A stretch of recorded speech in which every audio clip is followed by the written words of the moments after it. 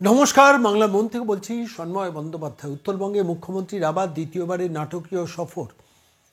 তার আগে মিরিকের রাস্তায় দেখা গেল একদম মিরিক পুলিশ তৃণমূলের পতাকা ঠিক করছে। আর তারই মধ্যে রাজু বিস্তা, উত্তরবঙ্গের যিনি দার্জিলিংয়ের ডাকাবুকো সাংসদ, তিনি শেষ পর্যন্ত কলে জল পড়ছে না, কলের মুখে মুখ লাগিয়ে বললেন, দিদি শুনছেন, জল পড়ছে না। ঘর ঘর জল প্রকল্পে যে কয়েক হাজার কোটি টাকা এই রাজ্য সরকার প্র্যাকটিক্যালি উড়িয়ে দিয়েছে তার একটা ইঙ্গিত ছোট্ট একটা টুকরো ভিডিওতে। এই ভিডিওতে কি লজ্জা পেলেন? ধেই ধেই করে কার্নিভালে নাচা মুখ্যমন্ত্রী মমতা বন্দ্যোপাধ্যায়, যিনি যখন উত্তরবঙ্গের মাটিতে 28টা লাশ গন্ডার হাতির সঙ্গে একসঙ্গে জলের তোড়ে তিস্তা তোরসা নদীতে ভেসে যাচ্ছিল, সেই সময় নির্লজ্জের মতো একজন রাজ্যের মুখ্যমন্ত্রী কার্নিভালে দাঁড়িয়ে দাঁড়িয়ে ধেই ধেই করে নাচছিলেন। আর ঠিক সেই প্রেক্ষিতে দাঁড়িয়ে পরবর্তীকালে উত্তরবঙ্গে গেলেন এবং গিয়ে আবার নাটকীয় উপদান শুরু করলেন। এবং তারপর যখন বিরোধীরা সেখানে ত্রাণ বিলি করতে গেল, মার খেলেন শঙ্কর ঘোষ, মার খেলেন খগেন মুর্মু। তিনি এখনও রক্তাক্ত অবস্থায় হাসপাতালে ভর্তি। ঠিক এই পরিস্থিতিতে উত্তরবঙ্গের মানুষ কিন্তু এখনও ভালো নেই। রাজ্য সরকার এখনও পর্যন্ত সব জায়গায় পৌঁছতে পারছে না, এমনই রিপোর্ট। বিরোধী নেতা নেত্রীরা যেখানে পৌঁছচ্ছেন সেখানে বহু জায়গায় মানুষ বলছেন, আমাদের কাছে কেউ এখনো আসেনি। কিভাবে মানুষগুলো বেঁচে আছে বলুন তো? সংখ্যা রাজ্য সরকারের তরফ থেকে 20 থেকে 30-এর মধ্যে বলা হচ্ছে। একটি মিডিয়ায় দেখলাম 39 জন মানুষের মৃত্যু হয়েছে। কত মানুষ ঘর ছাড়া, কত মানুষ ঘরহীন।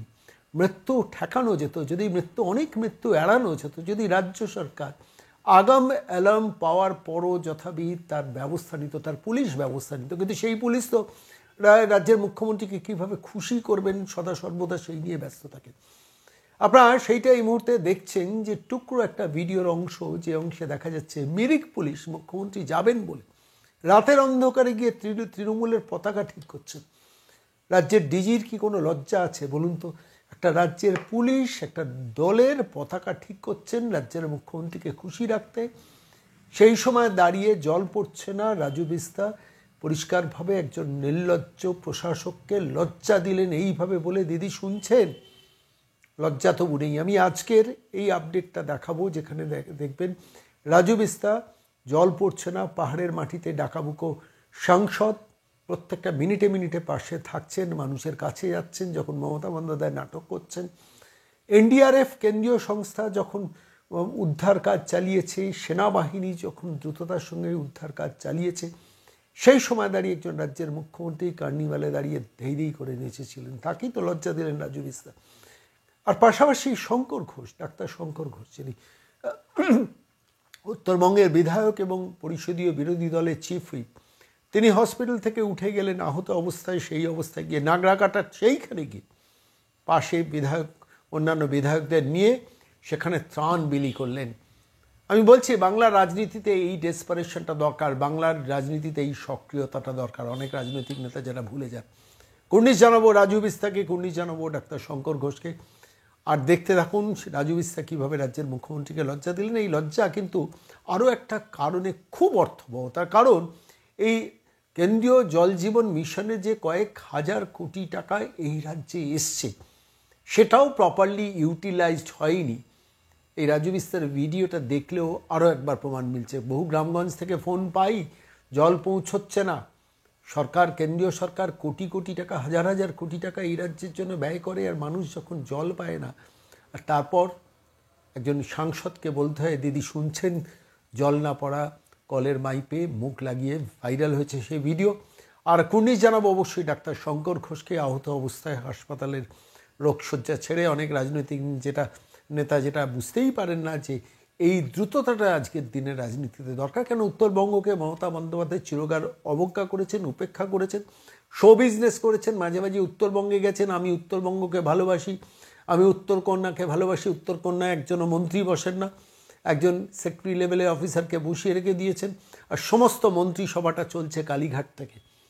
সমস্ত মন্ত্রিসভাটা যেন দক্ষিণ কলকাতার মন্ত্রিসভা। সেই সময় দাঁড়িয়ে উত্তরবঙ্গে মানুষ চোখের সামনে দেখেছে 28টা মানুষ জলের তোড়ে, কন্যা, শিশু, পুত্র, পরিবার সহ সবাই ভেসে যাচ্ছেন, গন্ডার ভেসে যাচ্ছে, হাতি ভেসে যাচ্ছে, আর রাজ্যের মুখ্যমন্ত্রী নির্লজ্জের মতো তখন ধেই ধেই করে নাচছেন।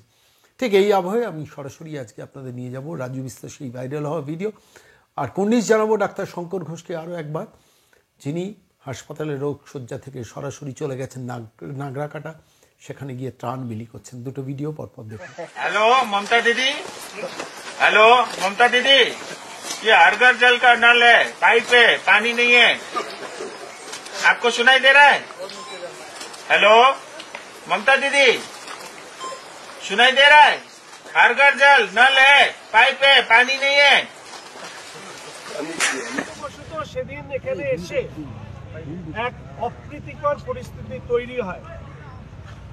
আপনারা জানেন যে আমাদের মাননীয় প্রধানমন্ত্রী এবং স্বরাষ্ট্রমন্ত্রী সহ আমাদের রাজ্য সভাপতি শ্রমিক দা এবং আমাদের বিরোধী দলনেতা শুভেন্দু অধিকারী মহাশয় রাজ্য জুড়েই উত্তরবঙ্গের বন্যা পীড়িত পাহাড়ে ধসে বিধ্বস্ত মানুষদের পাশে দাঁড়ানোর কথা আমাদের সাংসদ, বিধায়ক এবং কার্যকর্তাদেরকে বলেন।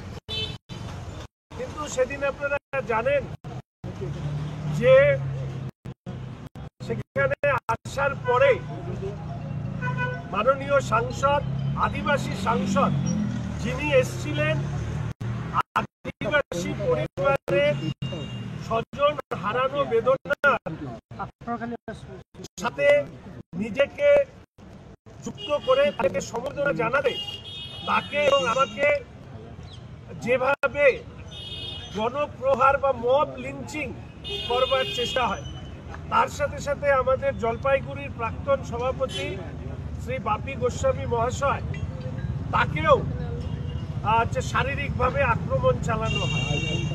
এইরকম একটি ঘটনা সারা দেশে মানুষের কাছে তৃণমূল কংগ্রেসের শাসন ব্যবস্থা, যারা ব্লাড ডোনেশন ক্যাম্প ভাঙচুর করে, যারা লাইব্রেরির বই পড়ায়, যারা রিলিফ দিতে গেলে বিরোধীদের উপর আক্রমণ শানায়, আমার সাথে সাথে আমাদের আরেক বিধায়ক মনোজ ওরাও, কুমারগ্রামের সুশীল বর্মন, বরেন্দা, প্রায় প্রত্যেকের উপরে আক্রমণ শানানো হয়েছে।